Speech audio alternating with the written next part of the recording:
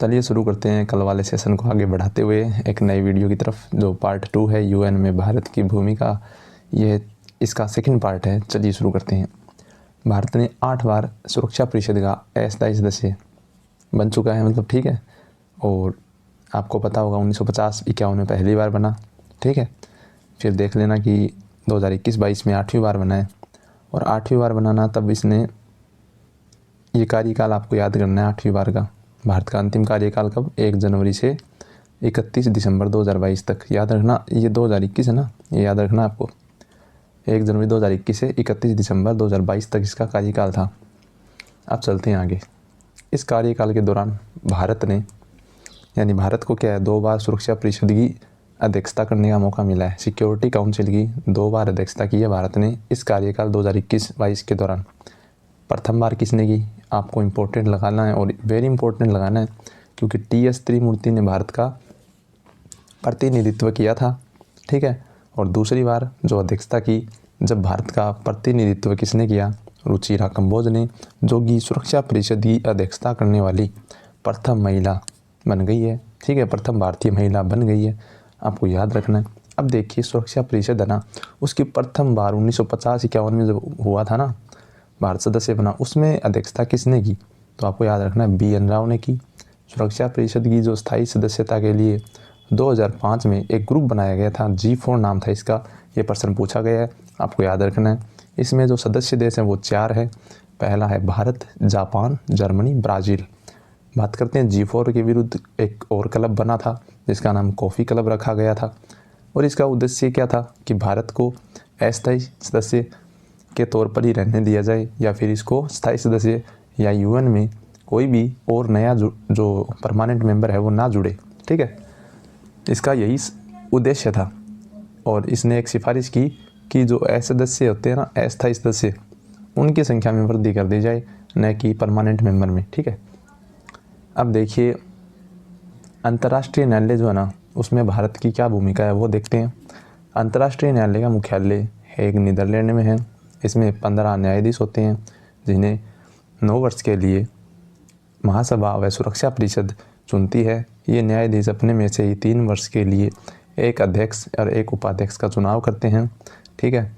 अब देखिए, भारत की स्थिति की बात करें यूएन में, जो अंतर्राष्ट्रीय न्यायालय है उसमें, तो प्रथम व्यक्ति कौन थे जो यूएन के जो अंतर्राष्ट्रीय कोर्ट है, अंतर्राष्ट्रीय न्यायालय है, उसमें व्यक्ति कौन नियुक्त किए गए? सर बेनेगल राव, ठीक है। दूसरे व्यक्ति कौन? नगेंद्र सिंह थे।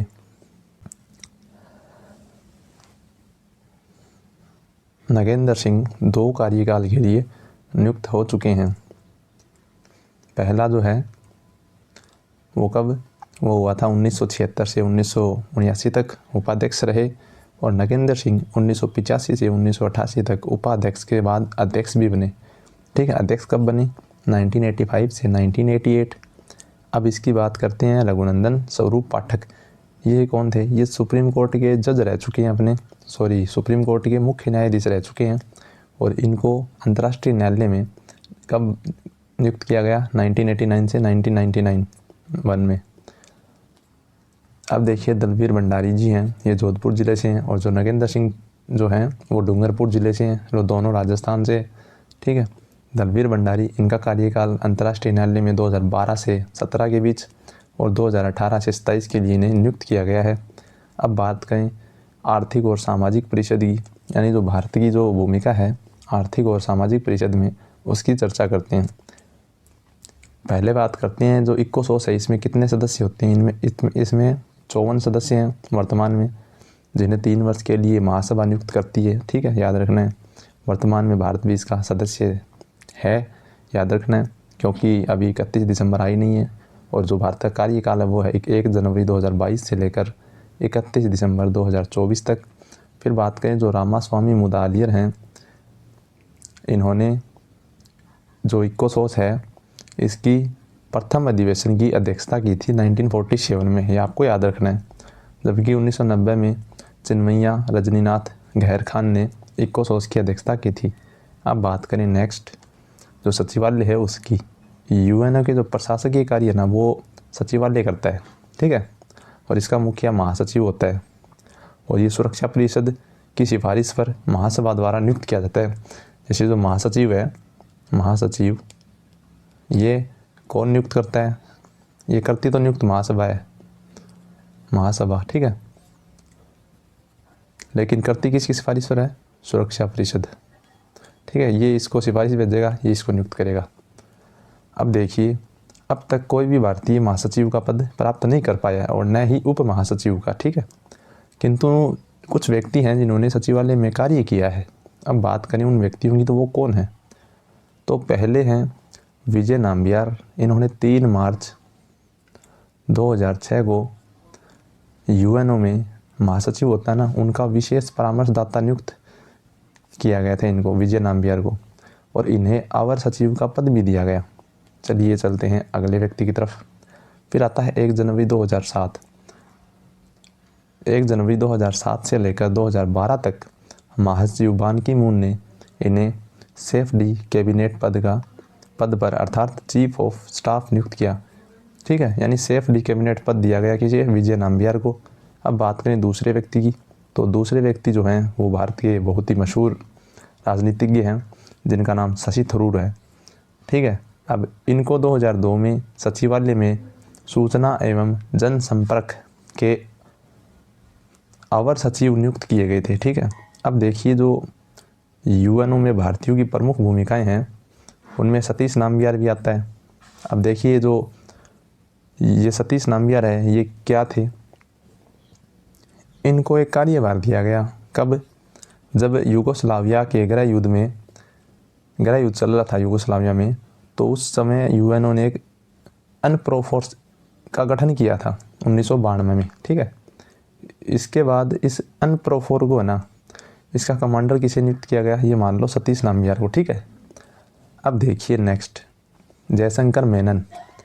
ये जो हैं संयुक्त राष्ट्र डिसएंगेजमेंट ऑब्जर्वर फोर्स के मिशन है ना, उसके प्रमुख रहे थे और फोर्स कमांडर के रूप में नियुक्त किए गए थे, ठीक है। और जो 1973 में इजराइल सीरिया युद्ध हुआ था ना, इसमें विराम के दौरान इनकी भूमिका बहुत अहम थी, ठीक है।